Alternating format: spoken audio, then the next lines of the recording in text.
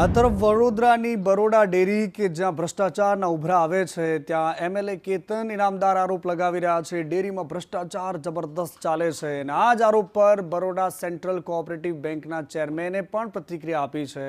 Baroda central cooperative બેંકના રાજુ પટેલે પ્રતિક્રિયા આપતા કહ્યું કે કેતન ઇનામદારે બેંક સામે જે સવાલો ઉઠાવ્યા છે તે બિલકુલ ગેરવ્યાજબી છે।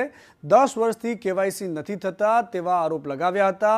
વર્ષોથી કેવાયસી 10 વર્ષે જ થાય છે અને એમની વાતોમાં કોઈ તથ્ય નથી। બેંક અધિકારીઓને તપાસના આદેશ આપ્યા છે તેવું પણ ચેરમેને કહ્યું છે।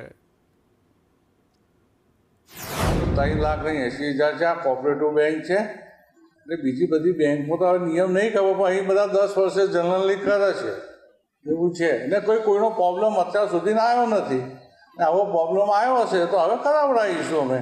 આજે તપાસ ખોટું થયું હોય તો તપાસ કરે એમાં ક્યાં બેંકને કોઈ વાંધો નથી। તપાસનો એમનો અધિકાર છે, કોઈ બી ગ્રાહકનો અધિકાર છે તપાસ કરવાનો। કાગળ લખે તો જે તપાસ આવશે એમાં સાચું નીકળશે જે હશે એમાં તો કોઈ સવાલ જ નહીં। તપાસ કરવાનો કોઈને કંઈ બેંકને ક્યાં વાંધો।